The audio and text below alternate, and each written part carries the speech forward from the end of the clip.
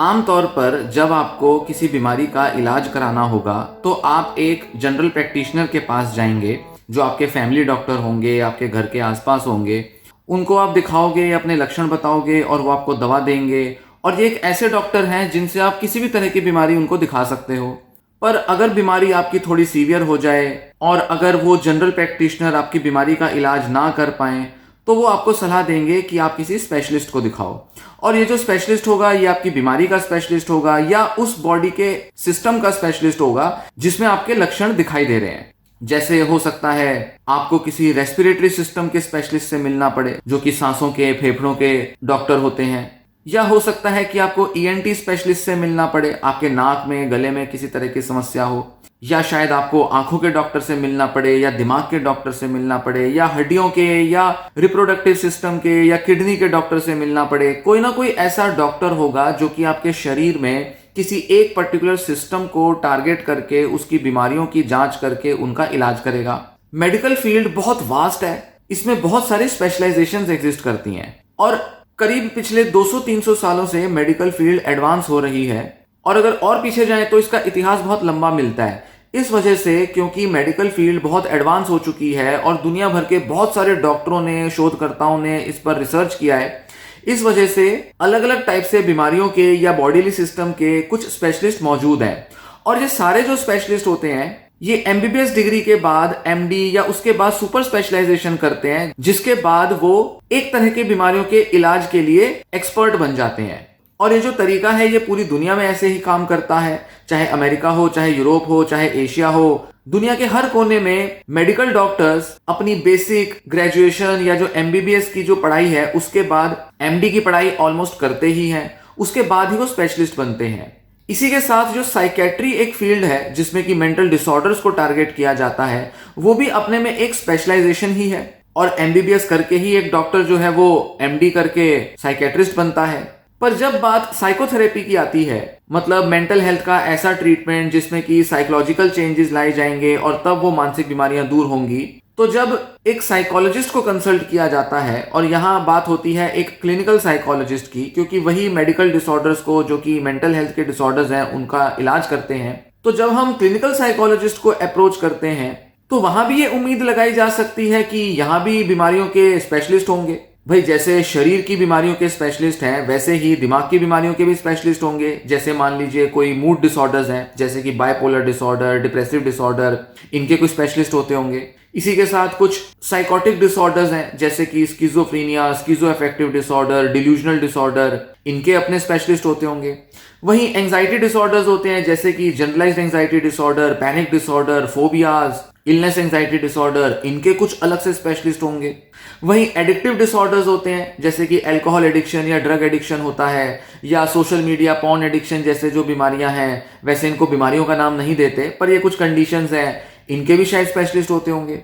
वहीं बच्चों की बीमारियों के स्पेशलिस्ट होते होंगे, जैसे कि ऑटिज्म, एडीएचडी, इंटेलेक्चुअल डिसेबिलिटी, इनके भी शायद स्पेशलिस्ट होते होंगे। क्योंकि पीडियाट्रिशियन तो होते हैं जो कि केवल चाइल्ड स्पेशलिस्ट होते हैं, मतलब बच्चों की बीमारियों में इलाज करते हैं, तो शायद चाइल्ड स्पेशलिस्ट जैसे कुछ साइकोलॉजिस्ट भी होते होंगे। इसी के साथ पर्सनैलिटी डिसऑर्डर्स होते हैं, तो हो सकता है शायद पर्सनैलिटी डिसऑर्डर को ठीक करने वाले स्पेशलिस्ट मौजूद होंगे। तो ऐसा सोचा जा सकता है कि शायद क्लिनिकल साइकोलॉजी के एरिया में भी, साइकोलॉजिकल ट्रीटमेंट्स के मामले में भी शायद कुछ स्पेशलिस्ट होते होंगे, जिनकी कुछ पढ़ाइयां होती होंगी, ऐसी कुछ डिग्रियां, कोई क्वालिफिकेशन होती होंगी,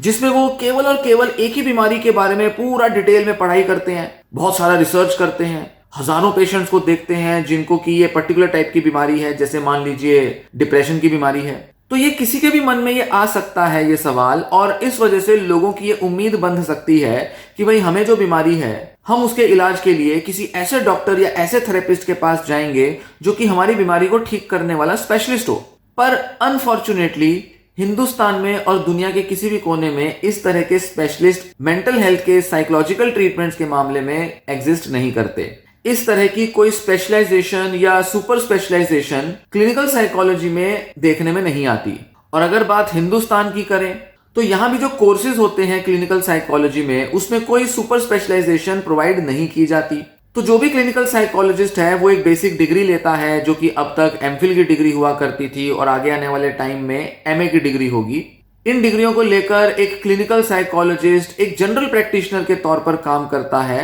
और वो हर तरह के पेशेंट अपने करियर में देख लेता है। ट्रेनिंग के टाइम पर, इंटर्नशिप के टाइम पर और अपने प्रैक्टिस के दौरान एक क्लिनिकल साइकोलॉजिस्ट कई अलग अलग तरह के पेशेंट्स को देखने का, इलाज करने का अनुभव अपने पास रखता है। जो इसमें फर्क आता है वो केवल ये आता है कि कई क्लिनिकल साइकोलॉजिस्ट किसी एक पर्टिकुलर एरिया में काम करने में ज्यादा इंटरेस्टेड होते हैं। जैसे मान लीजिए कोई क्लिनिकल साइकोलॉजिस्ट है जो बच्चों के साथ काम करने में इंटरेस्टेड है, तो intellectual disability, ADHD, autism, learning disability और इस तरह के कई सारे डिसऑर्डर्स जो कि बच्चों में पाए जाते हैं, जिनको की साइकेट्रिक ट्रीटमेंट की या बिहेवियरल ट्रीटमेंट की जरूरत होती है, वो केवल एक ऐसी सेटिंग में जो कि चाइल्ड डेवलपमेंट क्लिनिक्स होते हैं वहां पर काम कर सकता है, जिससे कि उसका अनुभव जो है वो चाइल्ड डिसऑर्डर्स में काफी ज्यादा हो जाए और उन बीमारियों को ठीक करने में, उनके मैनेजमेंट में वो काफी एक्सपर्ट हो जाए। और इस आधार पर हम कह सकते हैं कि ये जो क्लिनिकल साइकोलॉजिस्ट होगा ये एक तरह का चाइल्ड स्पेशलिस्ट हो जाएगा। पर यहां हम चाइल्ड और एडल्ट का तो एक बड़ा फर्क क्रिएट कर सकते हैं,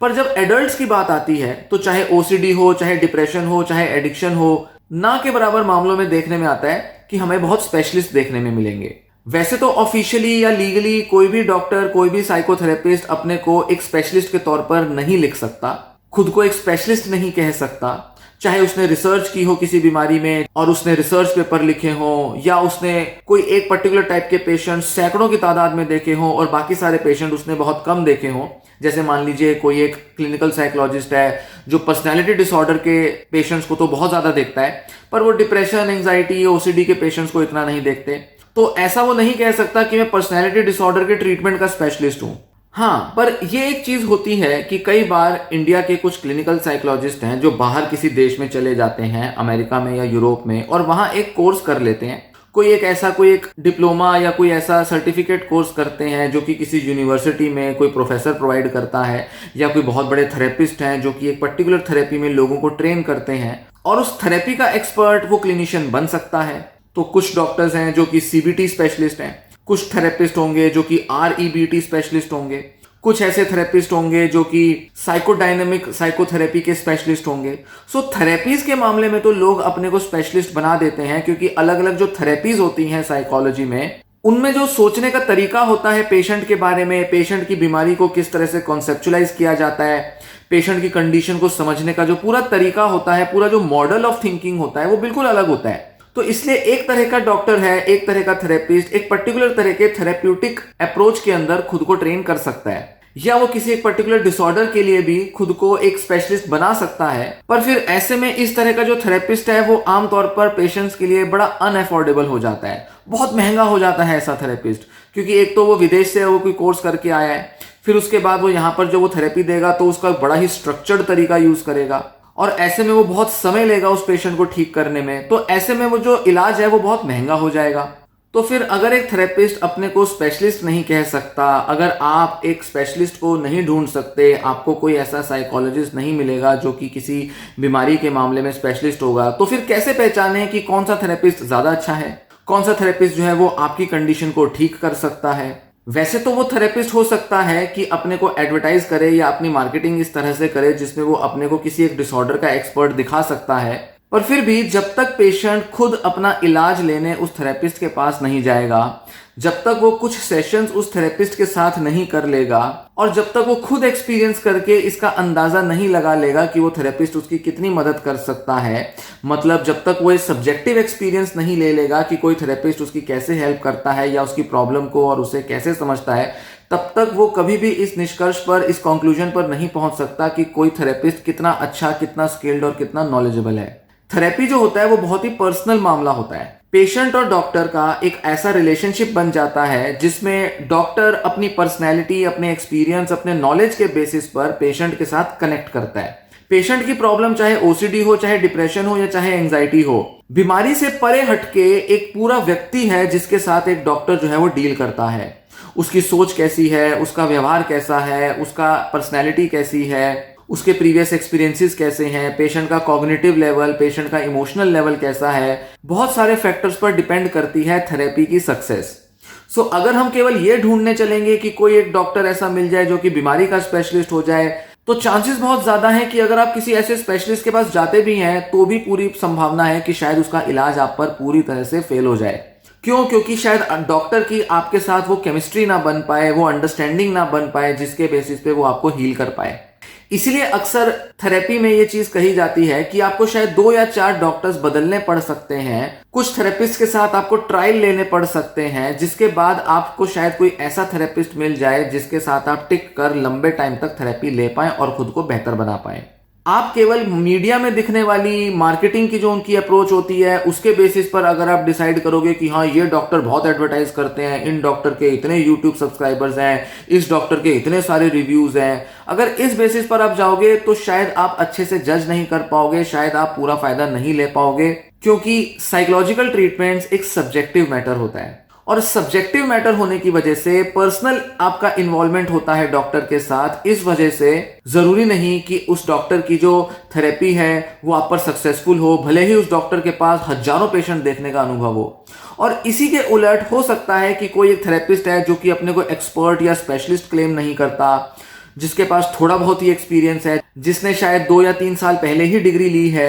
हो सकता है कि उसके साथ आप इतना गहरे में कनेक्ट कर लें, वो आपकी प्रॉब्लम को इतना डीपली समझ ले कि आपके लिए अपनी थेरेपी लेना बहुत आसान हो जाए। तो इसलिए डॉक्टर का चुनाव करते वक्त स्पेशलिस्ट है, कितना बड़ा एक्सपर्ट है, कितने पेशेंट उसने हैंडल किए हैं, साइकोथेरेपी के मामले में ये चीज ना के बराबर काम करती है। थोड़ा बहुत मैटर जरूर करता है कि किसी के पास 10 साल का एक्सपीरियंस है तो किसी के पास 1 साल का है तो किसी के पास 20 या 25 साल का है, पर मोटे तौर पर जो साइकोथेरेपी का जो पूरा जो प्रोसेस है उसमें बीमारी से हटके और भी कई सारे फैक्टर्स मैटर करते हैं जो कि ट्रीटमेंट की सक्सेस को डिटरमाइन करते हैं। इसलिए आपको थोड़ा समझ के साथ, विवेक के साथ काम लेना होगा, तभी आप एक अच्छा थेरेपिस्ट ढूंढ पाएंगे।